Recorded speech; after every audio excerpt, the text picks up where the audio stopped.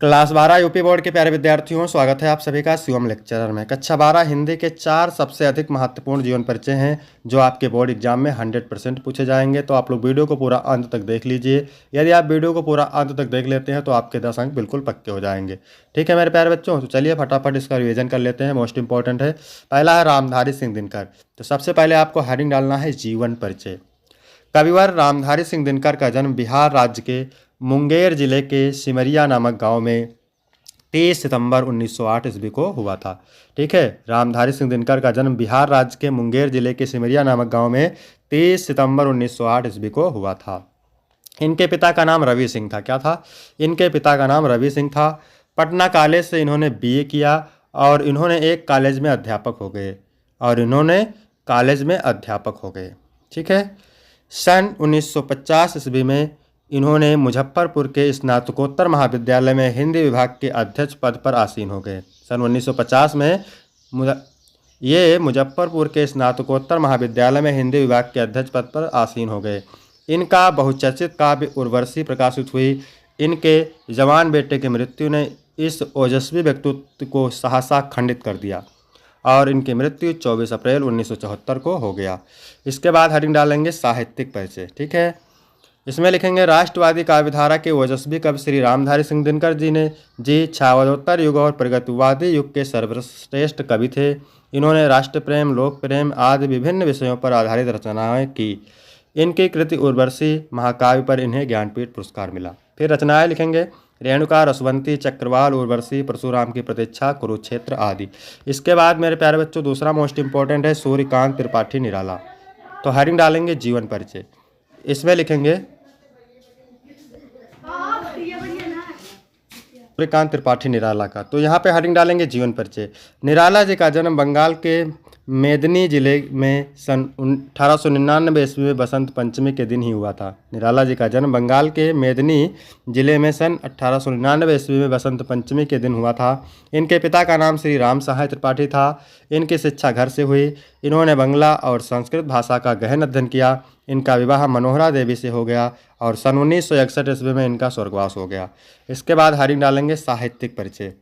निराला जी ने कहानी, उपन्यास, आलोचक, निबंध आदि क्षेत्रों में उत्कृष्ट रचनाएं की हैं।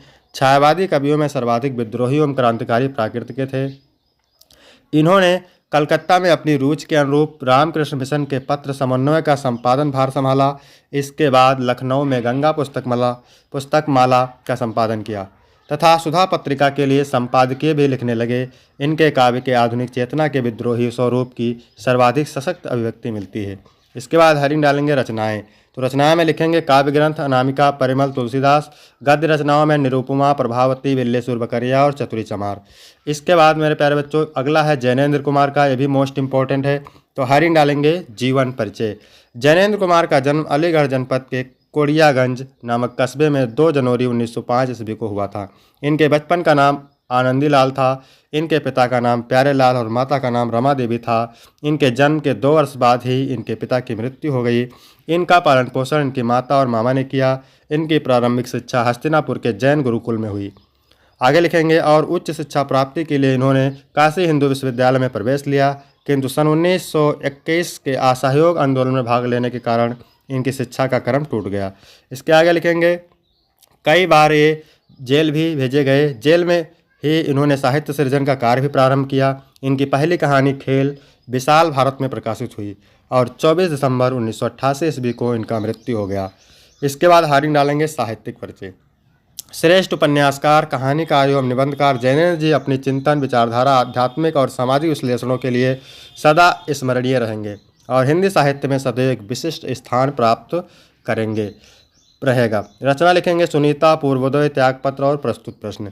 इसके बाद अगला मोस्ट इंपॉर्टेंट है पंडित दीनदयाल उपाध्याय। तो इसको लिखेंगे सबसे पहले हेडिंग डालना है जीवन परिचय। पंडित दीनदयाल उपाध्याय का जन्म 25 सितंबर सन 1916 ईस्वी को उत्तर प्रदेश के मथुरा जिले के नगला चंद्रभान नामक ग्राम में हुआ। अब इस ग्राम को पंडित दीनदयाल उपाध्याय धाम के नाम से जाना जाता है। इनके पिता का नाम भगवती प्रसाद उपाध्याय तथा इनके माता जी का नाम राम प्यारी था। इनके पिता जलेसर में सहायक स्टेशन मास्टर के रूप में कार्यरत थे और माता बहुत धार्मिक विचारधारा वाली महिला थी।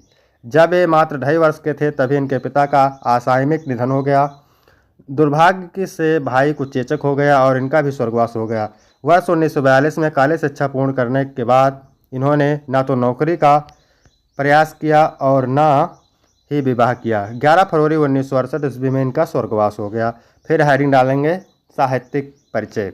राष्ट्रीय जीवन दर्शन के निर्माता दीनदयाल जी का उद्देश्य स्वतंत्रता को पुनर्रचना के प्रयासों के लिए विशुद्ध भारतीय तत्व दृष्टि प्रदान करना था। इनकी जीवन प्रणाली और साहित्य दर्शन सब भारतीय संस्कृति है। इन्होंने सम्राट चंद्रगुप्त और शंकराचार्य की जीवनी लिखी।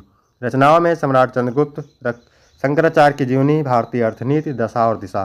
तो वीडियो यहाँ तक कंप्लीट होता है। मोस्ट इंपॉर्टेंट है, आप इनको तैयार कर के जाइएगा। वीडियो कैसा लगा? वीडियो अच्छा लगा हो तो वीडियो को लाइक करेंगे, चैनल को सब्सक्राइब करेंगे, शेयर करेंगे। फिर मिलते हैं आपको अगले वीडियो में, तब तक के लिए जय हिंद, जय भारत।